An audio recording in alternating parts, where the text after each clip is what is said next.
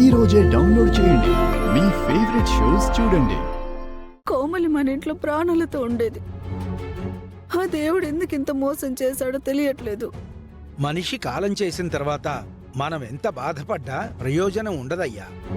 మనస్ఫూర్తిగా ఆవిడ ఆత్మ శాంతించాలని కోరుకోవడం తప్ప మనం ఏమీ చెయ్యలేము.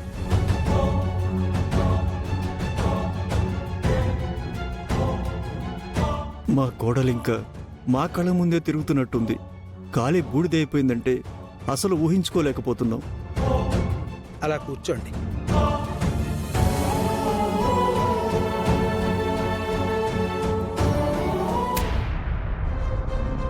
అయ్యగారు, కాఫీ తెమ్మంటారా?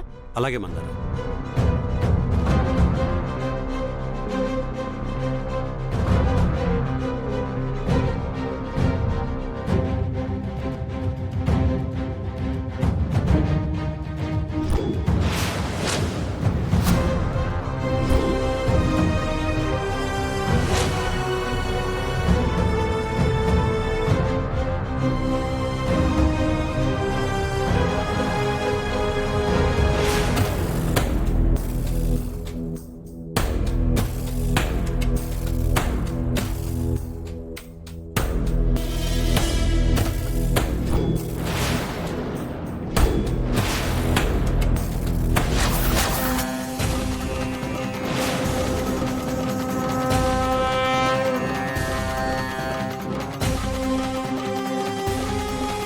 ఇదేంటి, న్యూస్ పేపర్లో నా ఫోటో ఉంది.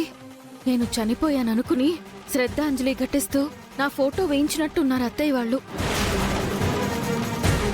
ఇప్పుడు ఆ ఫోటోని సూర్యప్రతాప్ చూశాడంటే నిజంగానే నాకు శ్రద్ధాంజలి ఘటిస్తాడు.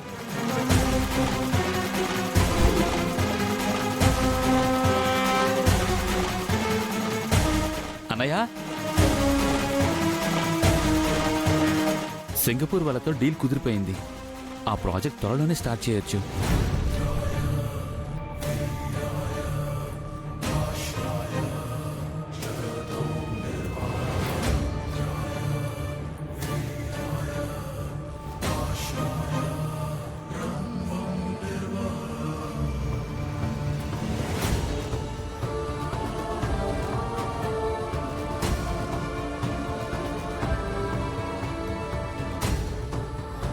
ఓకే చంద్ర, అంతా పర్ఫెక్ట్గా ఉంది. మరి ఎప్పుడు స్టార్ట్ చేస్తున్నారు? మంచిలో చూసి స్టార్ట్ చేయాలన్నయ్య. సరే, మన సీఏ కూడా చూపించు. అలాగే అన్నయ్య.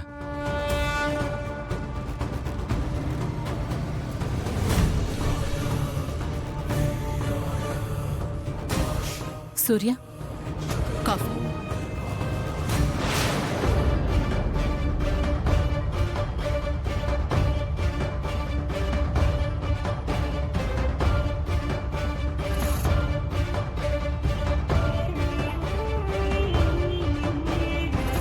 సూర్య, ఆశ్రమం కాలిపోయి 12 రోజులైంది. ఎలా కాలిందో, ఎవరు కాల్చేశారో ఏవైనా తెలిసిందా? ఇంకా లేదు. ఆధారాలేమీ దొరకలేదని చెప్తున్నారు. అది ప్రమాదవశాత్తు జరిగినట్టు అనుమానిస్తున్నారు. అలా అని కేసు క్లోజ్ చేయలేదు.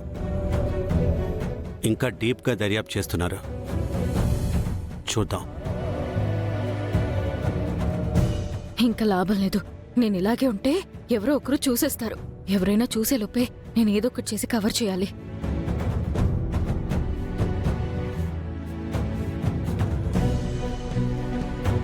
గుడ్ మార్నింగ్ నాన్న.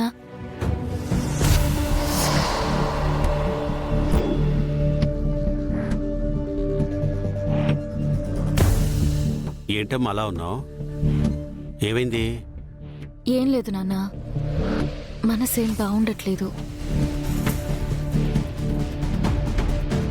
ఏమైందమ్మా? ఇంట్లో వరుసగా జరుగుతున్న సంఘటనలు నాలో భయాన్ని కలిగిస్తున్నాయి నాన్న. ఒకటి పోతే ఒకటి. ఎవరో మన మీద పగపట్టినట్టు, ఎవరో ప్లాన్ చేసినట్టు జరుగుతున్నాయి కదా నాన్న. అవునమ్మా, ఒకసారి సిద్ధాంతిని కలిసి మాట్లాడతాను. అసలు ఎందుకిలా జరుగుతుందో ఆయన అంచనా వేయగలరు.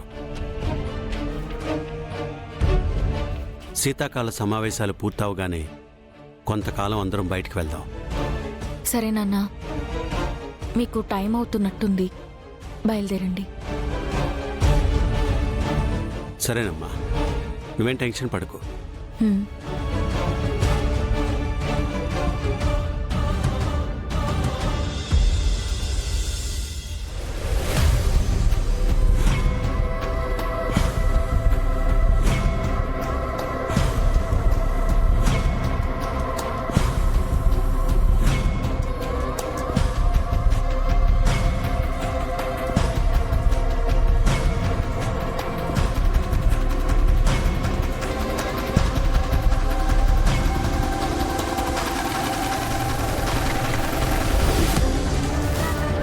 చూడండి విజయాంబిక గారు,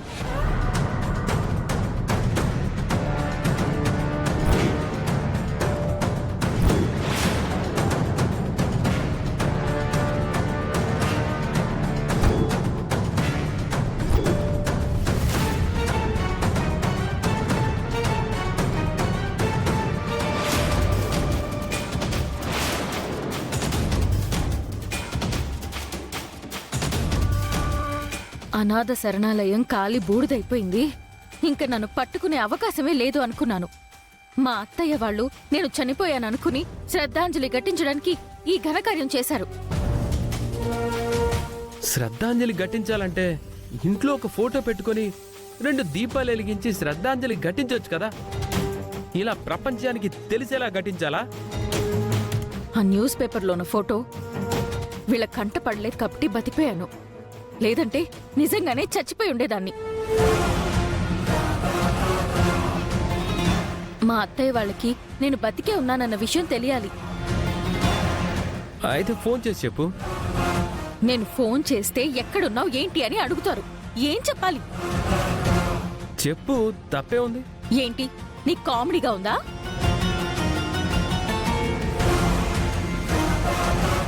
దీపక్, నువ్వొక పని చెయ్యి. నేను మా మావయ్య నంబర్ ఇస్తాను. నా ఫ్రెండ్ ఫోన్ చేసినట్టు మాట్లాడు. వాళ్ళెక్కడున్నారో కనుక్కో. నేను వెళ్ళి కలుస్తాను. సరే.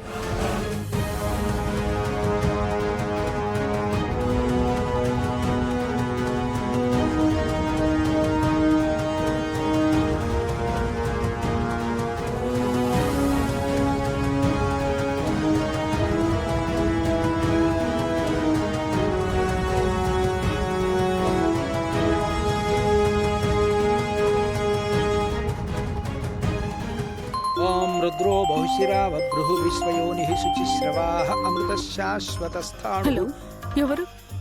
నేను కోమలి ఫ్రెండ్ని. కోమలి గురించి విని షాక్లో ఉండిపోయాను. చాలా మంచి అమ్మాయి. ఎప్పుడు మీ గురించి, అశోక్ గురించే చెప్తూ ఉండేది. ఏం చేస్తాం బాబు, దేవుడు ఇంత అన్యాయం చేస్తాడని అనుకోలేం కదా. బాధపడకండి ఆంటీ. న్యూస్ పేపర్లో తన ఫోటో చూశాక మీరే వేయించారని తెలిసి మీకు ఫోన్ చేశాను.